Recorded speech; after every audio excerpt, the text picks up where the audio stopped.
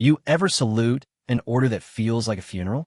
Not the kind with a folded flag and taps. The kind where you're still breathing, still holding a rifle, still looking your soldiers in the eye, and you know you're walking them into a kill box with no key. I did. 3 years ago. Mountain Pass. No name on any map the public will ever see. And the woman who gave the order? She was the best commander I ever served under. Still is. That's the part no one writes in the citation. They tell you leadership is about making the hard call. They don't tell you the hard call sometimes means sending 23 people to die so that 2,000 can live. And they definitely don't tell you that you'll have to look at their faces while you do it. My name is Master Sergeant Elena Vasquez. This isn't a war story. It's a goodbye I never got to say out loud. But I'm saying it now. The radio clicked twice. That was the signal. I was kneeling in shale and frozen mud, the kind that sucks at your knees like it wants to keep you there forever. My night vision painted the valley in green ghosts. Every rock a skull, every bush a crouching enemy. Behind me, the team breathed in sync. We'd been together long enough that their exhales sounded like my own lungs. Eagle Actual to Shadow 6, came the voice. Calm, almost bored. Colonel Miradavou. The kind of calm that costs lives if you didn't listen close. I pressed the send button on my throat, Mike Shadow 6, send. Change of plan. You're not taking the ridge. You're taking the pass. The pass. Not the ridge we'd rehearsed for 48 hours. Not the high ground with the covered retreat. The pass. The one the briefing called the sickle. A 3-kilometer gut cut between two cliffs, shaped like a question mark bent the wrong way. I closed my eyes for one heartbeat. When I opened them, I saw Specialist Tega Maps, Okonkwo already pulling up the satellite overlay on his wrist display. He'd heard my mic click. He knew. Colonel, I said, keeping my voice flat. That pass is a cul-de-sac if they hold the East Horn. Intel said enemy armor was intel changed. Her voice didn't waver. They've got 2 T-90s moving through the Northern Valley. If those tanks hit the main road, forward operating base Sparrowhawk is gone. 2,000 personnel, including the surgical unit. I did the math. 2,000 lives. 23 of us. The pass wasn't a battle. It was a delay. A speed bump made of meat and ammunition. How long do we need to buy? I asked. A pause. 3 seconds. An eternity on military comms. 6 hours. 6 hours against 2 tanks and whatever infantry they brought. The ridge plan had been a fighting retreat. Hit, fade, hit again. The pass was a stand. A last stand. Understood, I said. Because what else do you say? Shadow 6 out. I cut the channel and turned to face my team. 7 of them visible in the green wash. Maps, Staff Sergeant Delgado, Doc Hartley, Corporal U, Specialist Voss, Sergeant First Class Mendez, and Private First Class Eris. The rest were strung along the defilade behind me, but these 7 were my inner circle. My fire. Delgado read my face before I spoke. 32 years old, divorced twice, tattoos of every deployment on his forearms like a calendar carved in skin. He spat a wad of tobacco into the mud. That bad, huh? Worse, I said. We're taking the sickle. 6-hour hold. Maps's wrist display beeped. He didn't look up. That's a 1-hour fight if they push hard. 2 if we're lucky. Doug Hartley pulled here me keep closer. She was 24, fresh out of PA school, and had already sewn up more combat wounds than most ER doctors see in a decade. I've got enough clotting bandages for 4 major bleeds. After that, we're into tampons and duct tape. Make it work, I said. Not mean, just honest. Private Eris laughed. He was 19, from Mississippi, and laughed at everything because the alternative was crying. 6 hours? Sarge, you know they're going to name a snack after this. The Vasquez Crunch. Half chocolate, half shrapnel. Voss snorted. She was our sniper, quiet as a grave, but when she laughed, it was like gravel in a blender. You'll be the crunch, Eris. You keep standing up like that. Mendez, our senior NCO, didn't join the banter. He was 52 years old, had done 3 tours in Iraq before most of us finished high school, and had the kind of face that looked like it had been carved from a mountain and left in the rain. He pulled me aside, 10 feet from the others. You told her we can't hold 6 hours, he said. Not a question. She knows. Then why? I looked past him at the valley. Somewhere out there, 2 T-90s were warming up their turbines. Somewhere out there, 2,000 people were sleeping in cots, playing cards, writing emails home. They didn't know that their tomorrow depended on 23 people walking into a death funnel. Because the math doesn't care about feelings, Top, I said. Mendez had earned the title years ago. 6 hours of us in the sickle-by Sparrowhawk time to evacuate the non-essential personnel and airlift the surgical unit. If we don't, the tanks hit the main road by dawn, and it's a massacre. So with a massacre instead. I didn't nod, but I didn't shake my head either. He looked at me for a long moment. Then he clapped me on the shoulder, a hard, fatherly smack that stung through my plate carrier. All right, then, let's make it the most expensive 6 hours of their lives. That was Mendez. He never said no. He just asked if you were sure. We moved out at 0217. The sickle lived up to its name. The entrance was a narrow slash in the rock, barely wide enough for 2 people to walk abreast. The walls rose 80 meters on either side, sheer limestone pocked with natural firing positions, and unnatural ones too. If the enemy had infantry up there, we'd be fish in a barrel. Maps was their most likely approach. He tapped his tablet. They'll come from the north, through the bottleneck. Tanks first to clear the way, then BMPs with dismounts. If I were them, I'd drop infantry on the east cliff during the first hour to shoot down on us. Can we stop them from getting up there? He zoomed in. Maybe. There's a goat track on the west face. Steep as hell, but Voss could climb it and set up overwatch. She'd have a shot at anyone trying the east cliff. I called Voss over. She listened, looked at the satellite image, and said exactly 4 words. Give me 10 minutes. She took Ayers with her. Not because Ayers was a good climber. He wasn't, but because he was the only one who could keep her company without talking. They disappeared into the dark like ghosts learning to walk. The rest of us set up fighting positions. Delgado took the left flank with Corporal Yu and 2 others. Yu was our demolition expert, a Korean-American from Anaheim who carried C for like other people carried phone chargers. He grinned as he wired the kill zone. Claymores every 30 meters, he said. Directional. I can daisy chain the detonators so we can pop them in sequence. Make them think they're walking into a minefield. They're walking into a minefield, Delgado said. Yeah, but I want them to think it too. Doc Hartley set up her aid station behind a boulder the size of a pickup truck. She laid out her supplies in neat rows. Bandages, tourniquets, chest seals for bags. It looked like a yard sale for the apocalypse. I crouched beside her. How are you doing? She didn't look at me. You know what my mom said when I told her I was joining the army? She said, Mija, you fix hearts. You don't break them. I didn't have the heart to tell her that sometimes you have to break a few to keep the rest pumping. She sounded wise. She sounded like someone who never saw a sucking chest wound. Doc finally looked at me. Her eyes were dry, but the rims were red. I'm good, Sarge. I'm ready. I believed her. That was the terrible part. They were all ready. Ready to die, ready to fight, ready to hold a line that didn't exist on any map except the one in Colonel DeVood's head. And mine. The first shots came at 0345. Not from the pass. From the goat track. Voss's rifle cracked. 1 shot, then another, then a third. The sound echoed off the cliffs like someone slapping a steel door.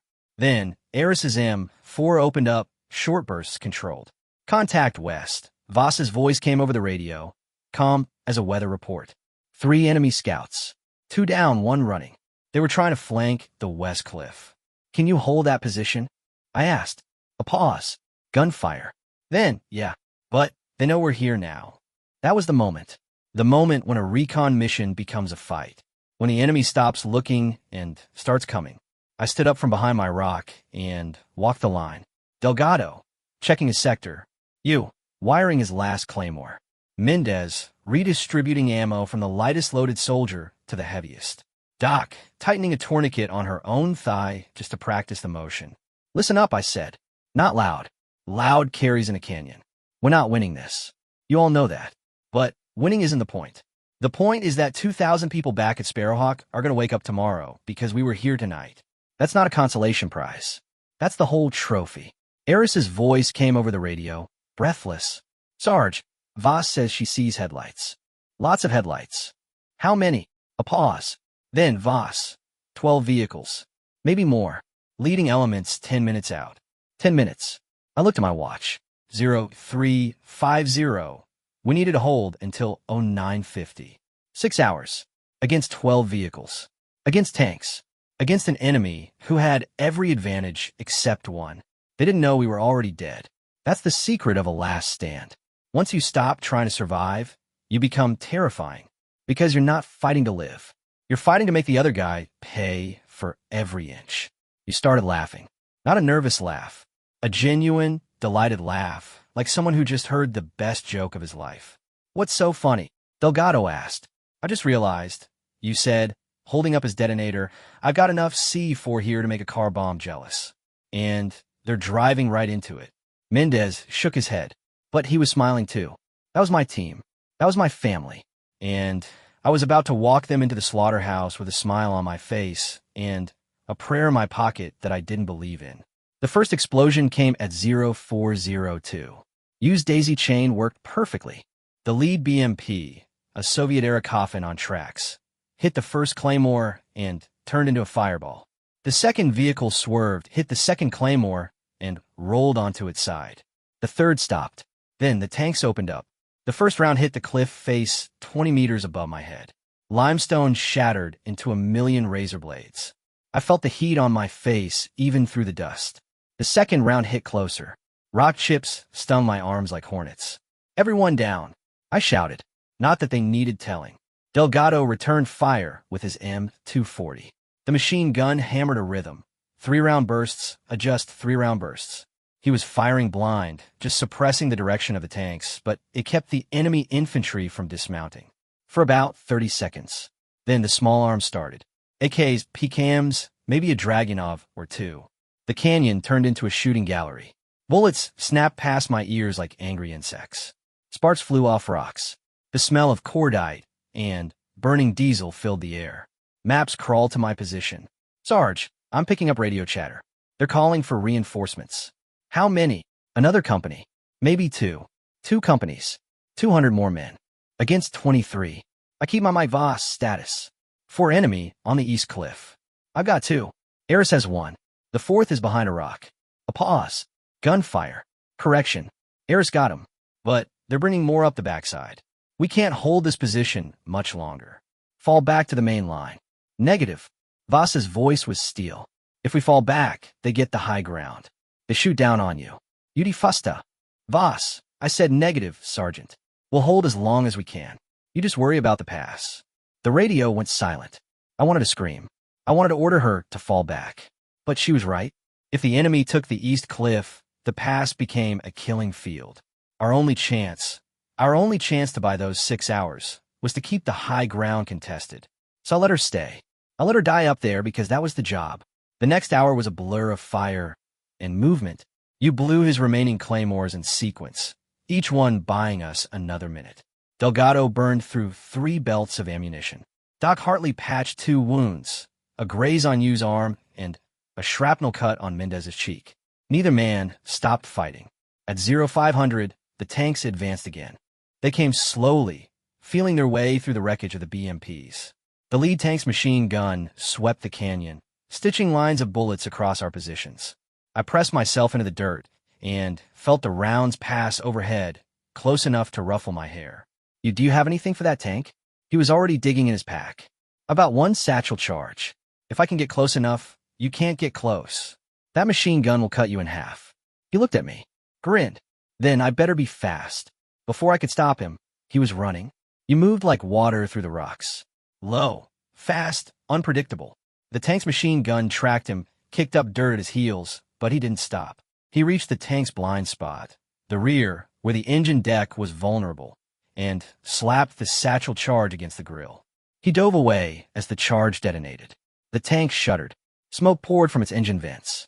The turret stopped turning, but the main gun was still operational, and the crew inside was still alive. You scrambled back to our line, his uniform smoking, his ears bleeding from the concussion.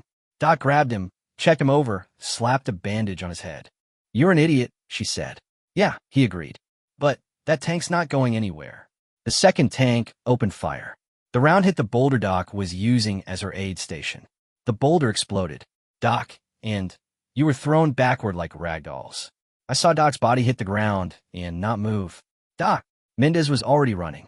He grabbed her by the collar of her plate carrier and dragged her behind a new position. She was conscious, barely. Her left arm hung at a wrong angle, and blood soaked through her pant leg. I'm fine, she said, through teeth gritted so hard I thought they'd crack. I'm Fine. Help you. He was already standing. Wobbly but standing. He had a piece of shrapnel in his thigh the size of a pencil, and he pulled it out himself while he walked. That's gonna get infected, Doc said. Then, give me antibiotics later, he said. Right now, I got a date with that second tank. There was no later. We all knew it, but no one said it. At 0630, Voss's radio went silent. I called her 3 times. 4 times. 5. Nothing. Then Eris's voice came through, broken and gasping. Sarge, they're on us. Voss is down. I'm the only one left up here. My heart stopped. Get down. Now. Abandon the position. I can't. They're too close. If I run, they'll shoot me in the back. A pause. Heavy breathing. Tell my mom I wasn't scared. Eris, don't you dare. The radio crackled with gunfire. Then nothing. I stared at the handset for 3 full seconds. Delgado was looking at me. Mendez was looking at me. Maps had tears running down his face, silent, like rain on a window. I keyed the mic. Eris. Adis. Comin. Silence. I closed my eyes. Breathed. Opened them. We lost the East Cliff, I said. Everyone into the rocks. Make them dig us out one by one. The next 2 hours were a nightmare of close-quarters fighting. The enemy infantry came down from the East Cliff in waves, using the high ground to pour fire into our positions. We fought from rock to rock, rifle to rifle. Delgado took a round to his plate carrier. It stopped the bullet but cracked 2 ribs. Maps used his tablet as a mirror to see around corners, directing fire with the precision of a concert conductor. Mendez killed 4 men with a knife when they overran his position, and he ran out of ammo. At 0845, with 30 minutes left to go, I looked at what was left of my team. Delgado, bleeding from a gash on his forehead. Maps, his tablet shattered by a bullet, but still functioning. You, with 3 pieces of shrapnel in his legs, still wiring booby traps. Doc, her left arm in a sling, right hand holding a pistol. Mendez, covered in blood, some his, most not. 7 of us left. 16 gone. How much time? I asked Maps. He looked at his watch. 45 minutes. 45 minutes. We'd made it this far. But the enemy was regrouping. I could hear them on the other side of the rock pile, voices in a language I didn't speak, boots on stone, the clink of grenade pins being pulled. They're going to rush us, Mendez said. Last push. Yeah, I said. I looked at my rifle. 15 rounds left. 1 frag grenade. A knife. That was it. Anyone have any bright ideas? I asked. He raised his hand. I've got one last surprise. He held up a block of C4, about the size of a deck of cards. I was saving this for the second tank, but the tank's not coming. It's just infantry now. What's the plan? He pointed at the rock pile. I can set this on the thinnest part of the overhang. When they come through, I blow it. The whole thing comes down. Blocks the pass for at least an hour. You'd have to be right there when it goes, Delgado said. Yeah. UD. You looked at Delgado. Then at me. Then at the sky, which was starting to turn gray with the first hints of dawn. I was dead the moment we walked into this pass, he said. We all were. The only question is how many of them we take with us. I wanted to argue. I wanted to order him not to do it. But I was out of arguments. Out of orders. Out of everything except the math. 2,000 lives. 16 already gone. He was offering to make sure their deaths meant something. Do it, I said. He nodded, like I just told him to take a coffee break. Then he crawled toward the rock pile, the C4 in his hand, a wire trailing behind him like a spider's thread. We watched him go. No one spoke. He reached the overhang, pressed the C4 into a crack, and looked back at us. He gave a thumbs up. Then the enemy came. They poured through the gap. A dozen, 2 dozen more. You waited until they were all around him, until they saw him and raised their rifles. He smiled, and he pressed the detonator. The explosion was deafening. The overhang collapsed in a cascade of stone and dust. When the dust cleared, the pass was blocked. A wall of rubble 30 feet high. And you was gone. I didn't have time to grieve. The enemy on our side of the rubble was still fighting, cut off from reinforcements, but still fighting. We finished them in 10 minutes. Brutal, desperate, ugly work. When the last shot faded, I checked my watch. 7 minutes early. I keyed the mic, Shadow 6 to Eagle Actual. The pass is closed. What's the status of Sparrowhawk? A long pause. Then, Colonel Davoud's voice, softer than I'd ever heard it. Evacuation complete. Surgical unit is airborne. You did it, Vasquez. I looked around at the bodies. At my team, what was left of them. At the blood on my hands, which I wasn't sure was mine or theirs. How do we get out? I asked. Another pause. Longer this time. There's no extraction route, she said. The enemy has the valley. The pass is the only way out, and you just collapsed it. I stared at the rubble, at the wall you had died to build. So we're trapped. You're not trapped, she said. You're surrounded. There's a difference. What difference? Trapped means no options. Surrounded means you get to choose how you go out. I laughed. It came out hollow, like a bell with a crack in it. What are my options, Colonel? The east cliff is still enemy-held. The west cliff is unoccupied. Your sniper cleared it before she fell. If you can climb it, there's a ridgeline that leads to the old smuggler's trail. It's a long shot, but it's a shot. I looked at my team. Delgado, leaning on a rock, his face gray with pain. Maps, clutching his shattered tablet like a security blanket. Doc, one-armed and pale. Mendez, standing straight despite everything, because he would never let them see him bend. What do you think? I asked them. Mendez shrugged. We've come this far. Might as well see if the universe owes us one. Delgado nodded. Maps nodded. Doc didn't nod. She just started walking toward the west cliff. I followed. And behind us, the pass lay silent, filled with the dead, bought, and paid for with 6 hours that saved 2,000 lives. The climb took 3 hours. 3 hours of hands bleeding on rock, of legs shaking with exhaustion, of not looking down, because if you looked down, you saw the bodies, and if you saw the bodies, you started counting, and if you started counting, you never stopped. We reached the ridgeline at noon. The sun was high and hot. I could see the smuggler's trail in the distance, a thin line of brown against the green. I could also see the enemy, a patrol, maybe a dozen men, moving along the trail toward us. Mendez saw them too. He raised his rifle, then lowered it. They haven't seen us yet. Then we go around, I said. There is no around, Maps said. The ridgeline drops off on both sides. The only way to the trail is through them. 12 men. 7 of us. Ammo low, wounded, exhausted. I looked at Delgado. He was already reloading his M240 with his last belt. I looked at Document. She had her pistol in her good hand. I looked at Maps. He was drawing a route on his shattered tablet with his finger, like he could will a path into existence. I looked at Mendez. He was watching me, waiting. We're not dying here, I said. Not after all that. Then what do we do? Delgado asked. I thought about you. About Voss. About Eris. About all of them, the ones who didn't make it to this ridgeline. They'd given everything so we could be here. So we could have this one last chance. And I realized something. The enemy patrol wasn't looking for us. They thought we were dead. They thought the pass had swallowed us whole. They didn't know we were still breathing. We wait, I said. We wait until dark. Then we move, one by one, silent.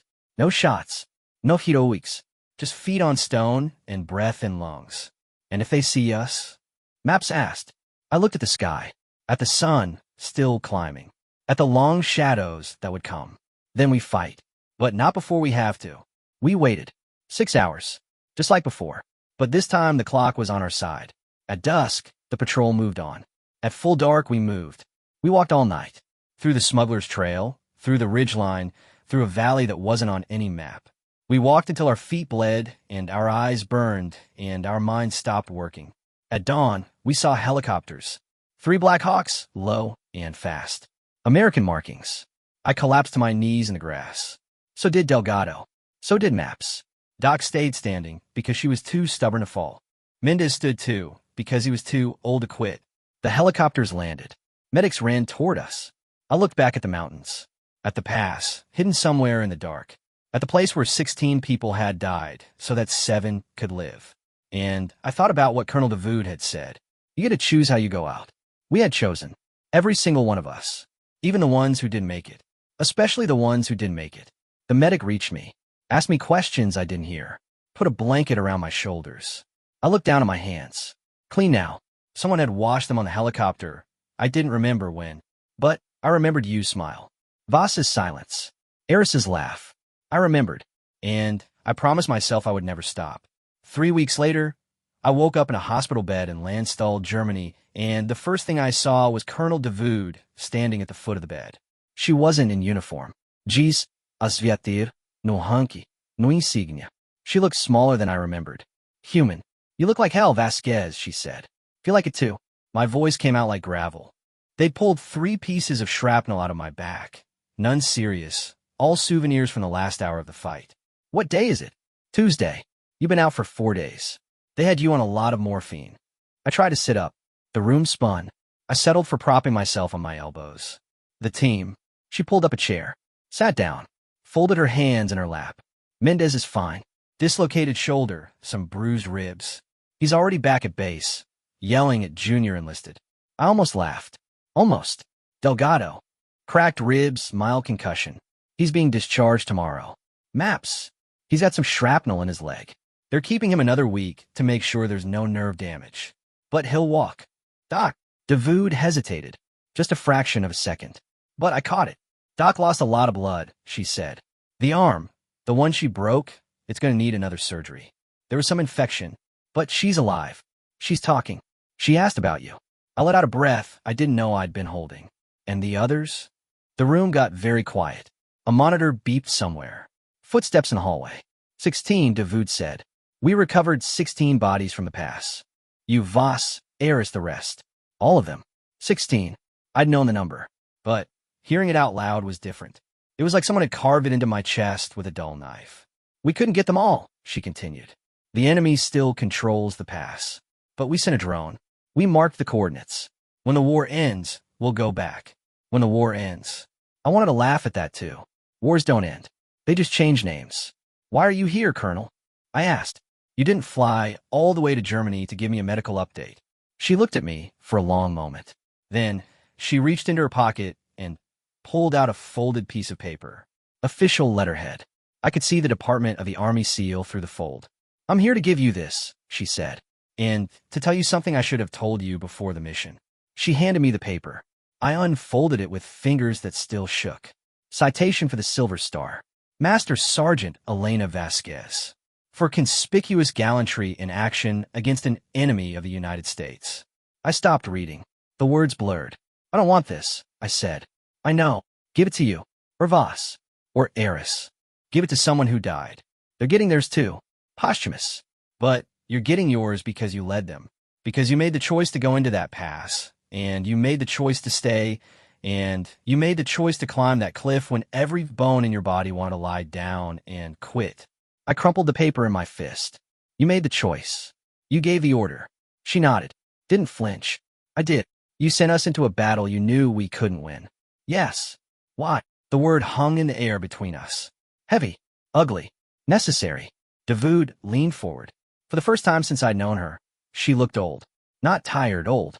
Like the weight of every order she'd ever given was pressing down on her shoulders, and she was finally letting me see it. Because if I hadn't, 2,000 people would be dead, including every surgeon, every medic, every piece of medical equipment within 200 miles. Do you know what happens when you lose your entire surgical capability in a combat zone? Vasquez, it's not just that you can't save the next soldier who gets hit. It's that every soldier in every forward base starts to wonder if anyone will come for them. Morale collapses. Units break. The whole front line falls apart. She stopped. Swallowed. I did the math. 23 soldiers in the pass. 2,000 at Sparrowhawk. Plus the thousands more who would have died in the collapse afterward. It wasn't a choice between winning and losing. It was a choice between a small sacrifice and a catastrophe. You didn't make the sacrifice, I said. We did. I know. Her voice cracked. Just a little. Just enough. And I will carry that for the rest of my life. Every time I close my eyes, I see your faces. Every time I give another order, I hear your voices. I don't get to pretend that I'm clean just because I wasn't pulling the trigger. I looked at the crumpled citation in my hand. Then at her. Then at the window where the German sky was gray and cold. Why are you really here? I asked again. She stood up, walked to the window, looked out at the parking lot, the ambulances, the world still turning. Because I need you to understand something, she said. And I need to say it to your face.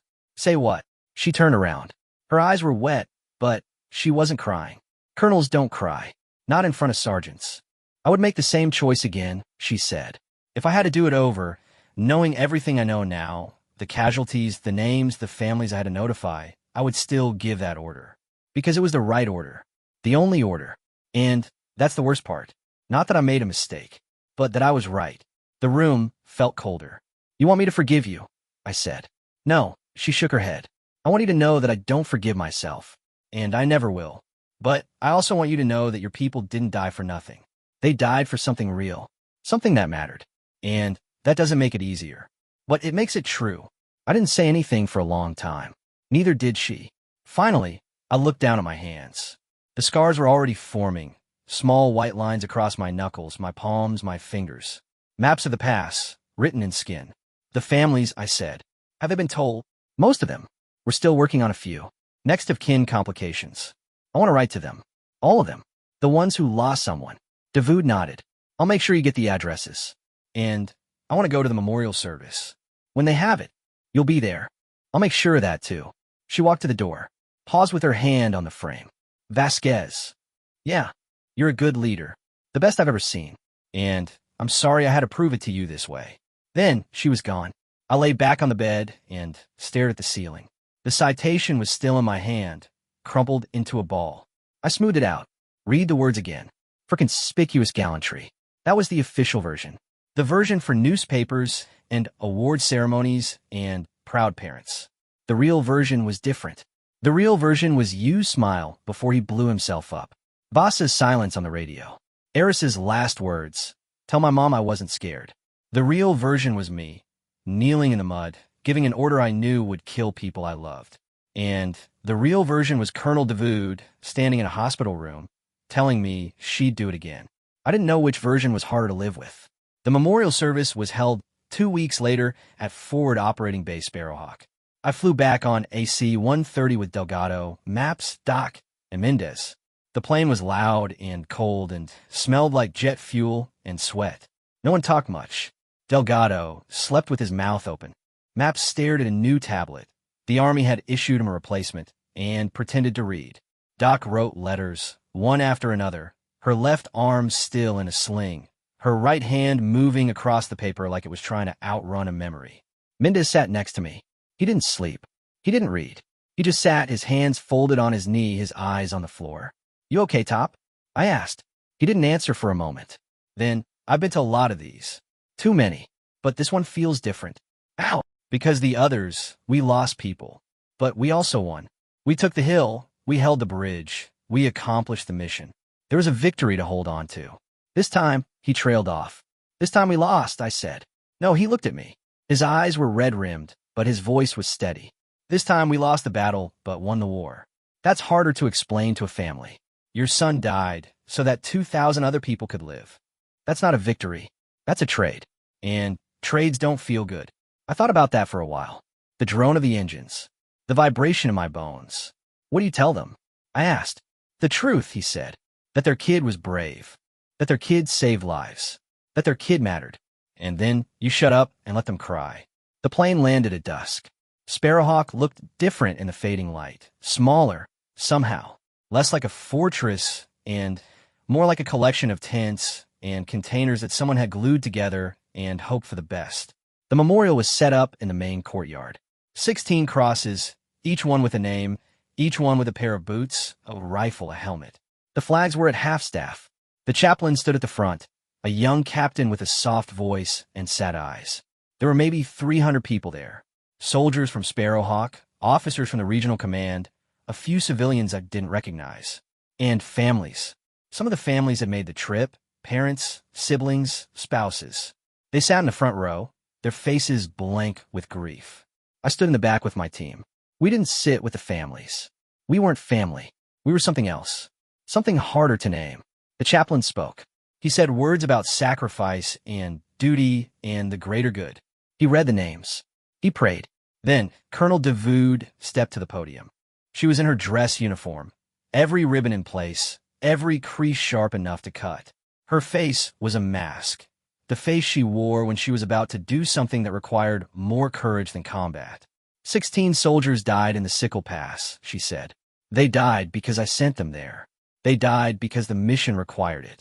And they died because they were the kind of people who say yes when the world needs them to. A murmur ran through the crowd. I saw some of the family stiffen. A woman in the front row, Eris's mother, I recognized her from the photo on his bunk, started to cry. I'm not going to stand here and tell you that their deaths were easy Dave Vowed continued. They weren't. I'm not going to tell you that I sleep well at night. I don't. And I'm not going to tell you that there was another way. There wasn't. She paused, looked out at the crowd, looked directly at me. But I'm going to tell you this. Every person in this courtyard, every soldier, every medic, every cook, every mechanic is alive because of those 16 soldiers. The surgical unit that saved 12 lives the day after the battle, they were in the air because of those 16. The supply convoy that reached the forward line, they made it through because the enemy was busy at the pass. The families who are here today, grieving but alive, they get to grieve because those 16 gave them that chance. The woman in the front row stood up. Everyone tensed. But she didn't scream.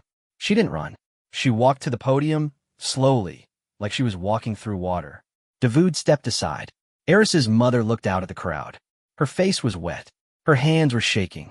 But her voice was clear. My son, she said, used to call me every Sunday. Rain or shine, deployment or training, he called. And every time he'd say the same thing. Mama, imolkie. Don't worry. I've got good people watching my back. She turned to look at me. At my team. At the soldiers standing in the back. You were his good people, she said. You watched his back. And he watched yours. That's all I ever wanted for him. Not to come home safe. I wanted that. God knows I wanted that. But to be with people who would fight for him like he fought for them. She walked toward us. The crowd parted. She stopped in front of me. Your master, Sergeant Vasquez? Yes, ma'am. She looked at me for a long time. Then she hugged me. Tight. Fierce. The way a mother hugs a child she thought she'd lost. Thank you, she whispered, for bringing him home, even if it wasn't the way I wanted. I couldn't speak. I just held on. After the service, we went to the mess hall. Someone had set up a table with photos of the 16. Candles. A guest book. The chaplain was there, offering quiet words. The families stood in small groups, talking in low voices. I found myself standing in front of Yu's photo. He was smiling in the picture. Of course, he was holding a detonator in one hand and a beer in the other. The caption underneath said, Corporal Jason Yu. Always had a blast. He would have hated that pun, said a voice beside me. I turned. A woman, maybe 30, with Yu's eyes and Yu's grin. His sister. I'd seen her in the front row. You're Elena, she said. Yes. Jason talked about you. All the time. Sergeant Vasquez this, Sergeant Vasquez that. I thought he had a crush on you. I almost smiled. He had a crush on everyone. Yeah. She looked at the photo. He was like that. Too much love for one body to hold. We stood in silence for a moment. He saved us, I said. At the end, he blew the overhang, blocked the pass. Without that, none of us would be here. She nodded.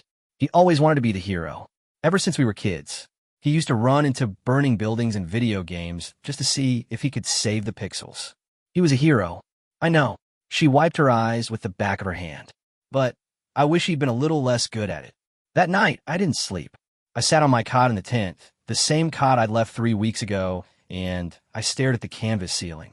The other bunks were empty. Delgado was in the medical tent. Maps was on watch. Doc was in the women's quarters.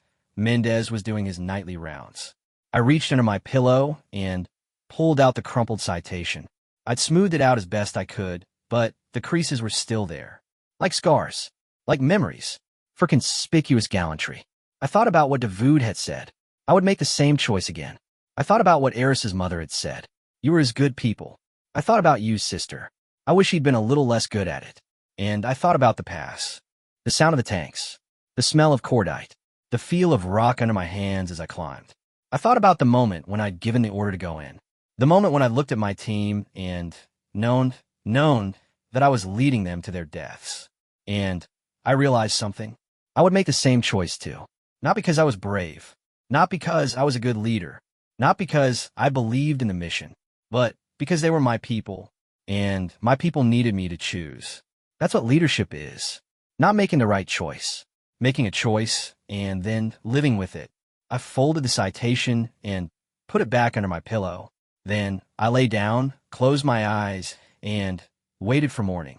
The next 6 months were a blur of therapy and paperwork. Physical therapy for my back. Mental therapy for my head. Paperwork for the awards, the commendations, the after-action reports. I answered the same questions 100 times from 100 different investigators, all of them trying to understand what had happened in the Sickle Pass. I I told him the truth. Every time, the truth didn't change. Colonel Dave vowed was promoted. Brigadier General now. She sent me a letter, handwritten on actual paper, thanking me for my service and apologizing that she couldn't do more. I wrote back. I told her she'd done enough. Mendez retired. 53 years old, 30 years of service, more deployments than anyone could count. He moved to Texas, bought a piece of land, and started raising goats. I visited him once. He showed me the goats and introduced me to his new wife, a woman named Rosa who laughed at his jokes and called him old man like it was a term of endearment. "You look good, Top," I said. "Feel good," he said. For the first time in a long time. We sat on his porch and watched the sun set over the pasture. The goats wandered around, eating things they shouldn't. The sky turned orange and purple and gold. "Do you miss it?" I asked. "Every day," he said. "And not at all. Both things at once." I nodded. I understood. Delgado re-enlisted. For more years. He said he didn't know what else to do with himself. He got promoted as Sergeant First Class and took over as a platoon sergeant for a new unit. I saw him at a training event in Georgia. He looked the same. Tattoos, tobacco, tired eyes. "How's the new unit?" I asked. "Young," he said. "Dumb. Full of energy. Reminds me of us." "That's good." "Yeah." He spat a stream of tobacco into the dirt. "It's also terrifying. I keep thinking about what we went through. And I keep hoping they never have to." Maps got out. Used his GI Bill to go to college. Studied computer science. He sent me an email every few months. Updates on his grades, his girlfriend, his new cat. The cat was named Grid because, as Maps put it, everything is a grid if you think about it. Doc stayed in. Became a physician's assistant. Got promoted to chief warrant officer, too. She worked in a field hospital in Germany, training new medics, saving lives. I called her on her birthday. "How's the arm?" I asked. "Works," she said. "Hurts when it rains. But everything hurts when it rains." "You sound like Mendez." Best compliment I've ever received. I laughed. It felt good. Laughing felt like remembering how to breathe. And me? I stayed too. I didn't know how to leave. The Army was the only family I had left. The only thing that made sense. They offered me a promotion. Master Sergeant to Sergeant Major. I turned it down. Too much politics, not enough soldiering. They offered me a teaching position at the NCO Academy. I turned that down too. I wasn't ready to talk about the past. Not in front of classrooms full of young faces who hadn't seen what I'd seen. Instead, I took a job as a training NCO for a new infantry battalion. Young soldiers fresh out of basic. Kids who didn't know what war was, not really. It was my job to teach them. I taught them how to shoot, how to move, how to communicate, how to survive. And I taught them something else. Something I'd learned in the past. "You're going to get orders you don't agree with," I told them during a break in the training. "You're going to be sent into situations that feel wrong, that feel impossible, that feel like death." They looked at me with wide eyes, the kind of eyes that hadn't seen the dark yet. When that happens, I said, "You have two choices. You can follow the orders and hate yourself, or you can follow the orders and love your people. The mission doesn't change. The outcome doesn't change. But the way you go through it, that changes everything." A private raised her hand. "Sergeant, how do you love your people when you know you're sending them to die?" I looked at her. 19 years old. Bright eyes. Braids pulled back tight. "You look them in the eye," I said. "And you don't lie. You tell them the truth. You tell them what's at stake. And then you ask them to be brave. Not because it's easy, because it's the only way." She nodded. I don't know if she understood. Maybe she would someday. Maybe she wouldn't. That's the thing about lessons like that. You can't teach them. You can only live them.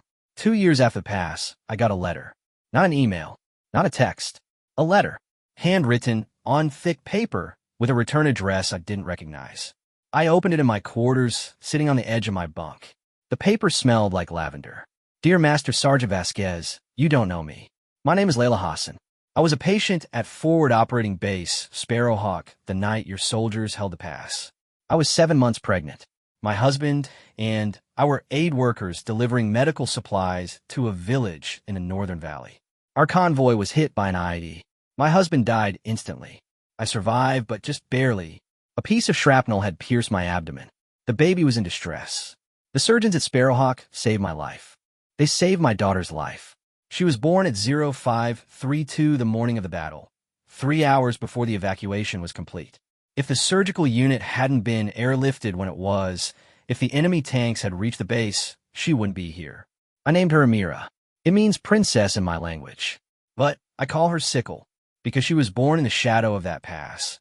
And she lives because of the people who died there. I know this letter is strange. I know you don't know me. But I wanted you to know that your soldier's sacrifice had a face. A name. A future. My daughter is 2 years old now. She laughs at everything. She loves bananas. She has her father's eyes. And when she's old enough to understand, I will tell her about the pass. About the soldiers who held it. About the sergeant who led them. Thank you for my daughter's life. Layla Hassan, I read the letter 3 times. Then I folded it carefully and put it in my pocket. That night, I walked to the base chapel. I wasn't religious, never had been. But the chapel was quiet, and the chapel was dark, and the chapel had a small memorial wall with the names of everyone from our battalion who had died in the past 5 years. I found Yu's name. Voss's, Eris's, the others. I stood there for a long time. There's a little girl named Amira, I said out loud to no one. She's alive because of you. She laughs at everything. She loves bananas. She has her father's eyes. The names didn't answer. They never do. But I felt something. A weight lifting.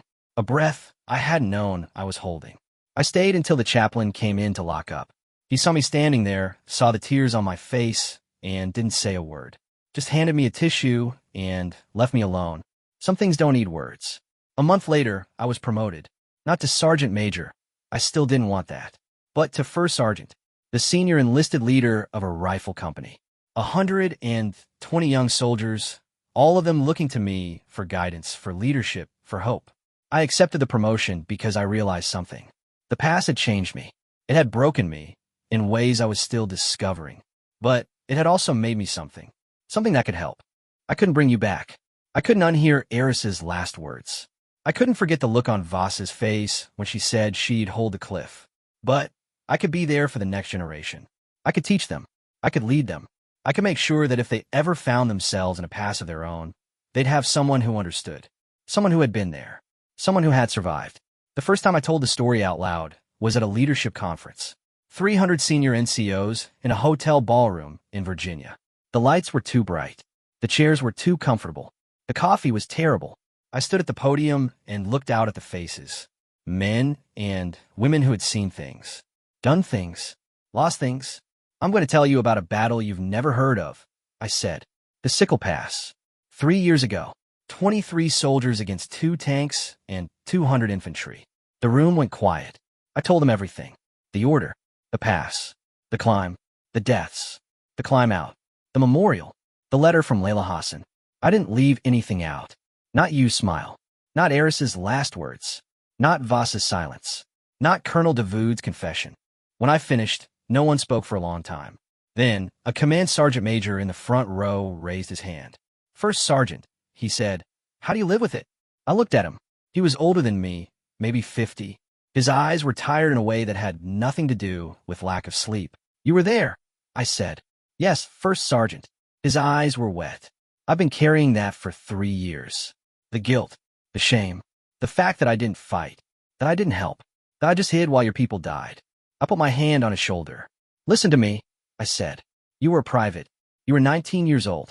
You had no training, no experience, no equipment. If you'd gone out there, you would have died. And your death wouldn't have saved anyone. It would have just been one more name on the wall. He shook his head. But I should have done something. You did, I said. You survived. And now you're staff sergeant. Now you're leading soldiers. Now you're making sure that the next generation is better trained, better prepared, better equipped than you were. That's not nothing. That's everything. He looked at me for a long moment. Then he nodded, wiped his eyes, stood up straighter. Thank you, First Sergeant, he said. Don't thank me, I said. Thank my soldiers. They're the ones who made it possible for you to be standing here. He saluted. I returned it. Then he walked away, and I watched him go, and I thought about all the young soldiers I'd never meet. All the lives that would be saved because of what happened in the past. It didn't make the loss easier, but it made it mean something. I retired 5 years after the pass. Not because I wanted to, because my body gave out. My back, the one that had been shredded by shrapnel, finally decided it had had enough. The doctor said I could stay in if I wanted, desk job, training command, something without a rucksack. But that wasn't me. I wasn't a desk person. I was a soldier. So I hung up my uniform. About what? About the pass, I said. About you and Voss and Eris. About all of them. Someone should know what happened. Someone should remember. Doc shook her head. You can't write about the pass. It's classified. The battle is classified. The people aren't. Their names, their faces, their jokes, their fears. That's not classified. That's human. And humans need to be remembered. Mendez was quiet for a long time. Then he raised his beer. For the pass, he said. And to the ones who didn't make it out. We all raised our beers. To the pass, we said. And we drank. I donated all the proceeds to a charity that supports families of fallen soldiers. Not because I was generous. Because the money wasn't mine. It belonged to the 16. I was just a messenger. Layla Hassan came to one of my book signings. She brought Amira. The little girl was 7 years old now, with dark hair and bright eyes and a smile that could light up a room. This is the woman I told you about, Layla said, kneeling down next to her daughter. The one who saved us. Amira looked at me. You're a soldier? I said. Did you have a gun? The locals had built a small memorial at the entrance, a stone marker with the names of everyone who had died there. Not just my 16. Everyone. Decades of conflict, generations of loss. The marker was covered in names, small and black and endless. I found you's name. Voss's. Eris's. The others. I knelt down and touched the stone. Hey, I said. It's been a while. The guy who couldn't keep his boots tied in basic training. He's retiring next year. Moving to Florida. Says he's going to buy a boat and fish every day. I give it 6 months before he's bored out of his mind. I laughed. The sound echoed off the cliffs. Maps got married. Some woman he met at a coding conference. She's as nerdy as he is. They have 2 kids now, twins. He sent me a picture. The babies were wearing onesies that said, Hello World. I almost cried. I wiped my eyes. Doc is running a trauma center in Chicago. She saved a kid last week. Gunshot wound, barely alive. The papers called her a hero. She called me and said, I just did my job. But I know her. I know she stayed up all night, holding that kid's hand, willing him to live. That's who she is. That's who she's always been. I looked up at the sky. The first stars were coming out. And Mendez? He's still in Texas. Still raising goats. Still happy. He calls me every Sunday. We talk about nothing. The weather. The goats. What we're having for dinner. It's the best part of my week. I stopped. The wind died down. The pass was silent. I miss you, I said. All of you. Every day. Every single day. I sat there until the stars were bright, and the cold was deep. Then I stood up, brushed off my pants, and walked back to the car. I didn't look back. I didn't need to. The past was in me now. In my bones. In my blood. In the scar on my back that ached when the weather changed. 6 hours. 23 soldiers. 16 gone. One sergeant who learned that leadership isn't about making the right choice. It's about making a choice. And then spending the rest of your life making sure it meant something. I turned the key in the ignition. The engine rumbled to life. And I drove home.